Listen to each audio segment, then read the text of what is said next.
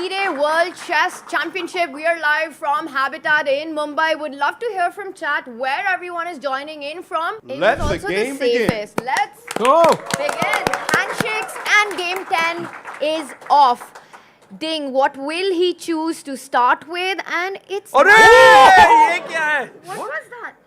D4! Let's go! Sahil bhai is right. Let's go. Maybe another London system incoming. But what was that hesitation by Ding at the start?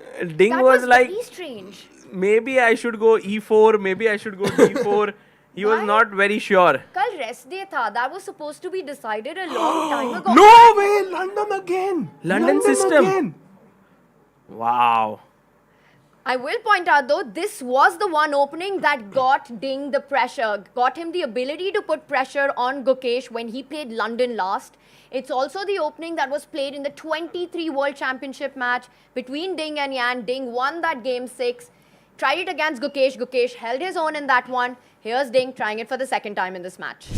Usually in these positions, the light squared bishop does belong in the on the longest diagonal on the chessboard, that A8 to H1 diagonal. Yes. There are two ways to get there, right? And again, this could be done before or after queen trades. Either you can do B6 and take it out, or A6, B5 is a more active approach in the position, and then put that bishop to B7. And maybe if we continue with here A6, I'm always trying for this queen E2, B5, bishop D3 setup. And yes, we did get the bishop out here, but this position is very, very risky. You know, you have to play very carefully. These squares are weak. On the D file, that is weak. You can already see the bar is showing significant advantage to white. So Gukesh has to be very careful here what he chooses. You feel that he's fighting his own mind right now, right? Because he wants a game. He's always looking to find a fight, often when it doesn't exist. And that might mean that you have to keep the queens on the board. But the objective player in him, the one who wants to focus on finding what's best, knows that it's safer to trade queens at this point. This is, I think, one of the first games maybe where, okay, the previous London one was one more where Gukesh had to think a lot. But here, you get a feeling that Gukesh has been slightly out-prepared. Calling out the magic word here.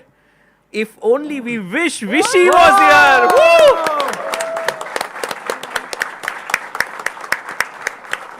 Woo! Vishy, your thoughts before we dive into this match, this game. I wanted to just know, what are you feeling? Who seems to have an edge here in the match scenario and your reading of this? Because very few people can understand these scenarios as well as you do. You've been there. You faced this so many times. Gukesh has succeeded in putting pressure on Ding multiple times. Especially, you saw in this second stretch of 3 games, he didn't have it so easy, got into big trouble in game 5. But in the third stretch, 7-8, he did an excellent job. With white, he found a great opening idea, managed to... and played the game really at a high level. And game 8 as well created chances out of nowhere, it seemed, no? Yes. But the problem is Ding is continuing to defend very well, and the breakthrough hasn't happened, and we are slowly running out of games. So, you know, it's like one of these attacks where you're sacking a lot of pieces and you're going to give mate, and suddenly you realize you don't have many pieces left to do it with. It's almost like that. He's done a great job so far, but very few games. I think the problem for me, as I see it for both of them, is that the price of a mistake has gone up very high now. There's almost no time to recover. Do you think we'll have a breakthrough in the next 5 games? It's possible. I think that both of them, in a sense, have been successful at their strategy. Ding's strategy seems to have been to conserve a lot of his energy and to save his best for the correct moment. And Gukesh is playing extremely well. I mean, even more than Game 7, which after all is an opening concept. But I liked the follow-up in Game 7, and also his play in Game 8 was very good. But then there are these strange.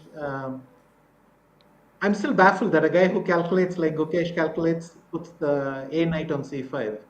I mean, for me, I didn't even consider it. I just assumed that you have to play knight d c5. Maybe I sensed that rook c8 would work or something, and then when he did knight d c5, it looked very strange. So he does make some mistakes, understandable, but I mean, it's easy to sit at home and say they make mistakes. That's not the aim of my statement, but he is making mistakes, so it's very, very delicately poised. Hi, sir. I'm Mukund Joshi here. Just one question, sir. Have you observed any psychological winning in this match till now? Certainly, there's been a certain amount of stylistic pressure where they're both trying to find the positions they want. And Gukesh, with his declining his draw offers and so on, he's also showing some aggression in that sense. Having said that, I think they're behaving both very, very correctly, and there have been no other, I mean, nothing in the press conference or nothing like that where they're trying to put pressure on each other. It's, I think, very correct. They put all the pressure on each other at the board, and then they go back. So, very correct sporting way of doing it. But yes, in a sense, they are testing each other's plans and challenging each other a little bit here and there with their moves. Have another guest here whom we would like to invite, and it would be so wonderful to have him here in the same frame as you. I think many years ago, 4 years ago, this had happened when Grandmaster Abhish Matthew was there online and Vishy was there. I think if we can just invite Abhish, if you can join in here.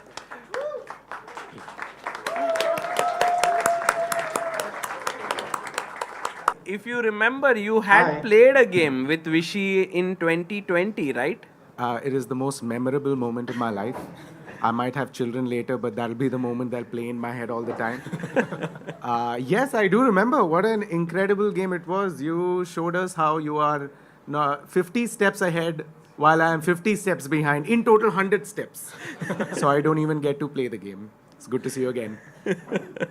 I had a question. I saw so many intelligent questions that the audience was asking, and I feel like you missed out on one major question. The game has been match game? Game. The game has been on for an hour. Yet I see the king still in the back row. I'm not understanding the strategy yet. Could you tell me why? Well, when back in 21, 3 years ago, when we were all stuck at home and totally going mental, people started putting the king on e2. But that is not actually typical chess, Sarj. Okay, it's a typical chess tournament? This Okay, is so reversion to the mean. This is reversion to serious chess. They've actually put the king where it belongs. But in those days, you got this false idea that the king belonged on e2, and that was a bad time for everyone.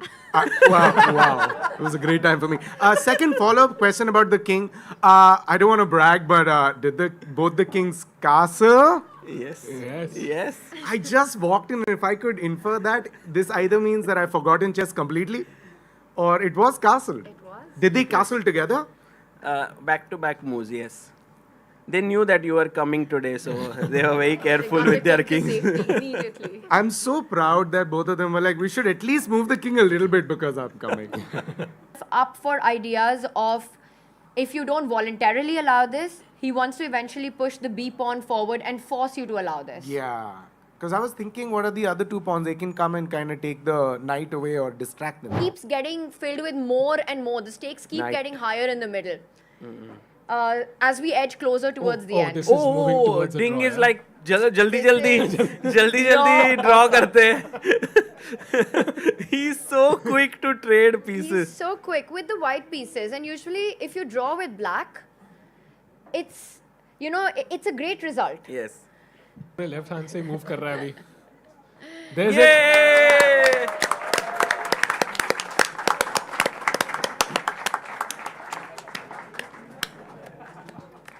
5-5. 5-5 and a solid draw by Gukesh without actually any problems to solve or being posed by Ding. I think Gukesh should be happy with this outcome.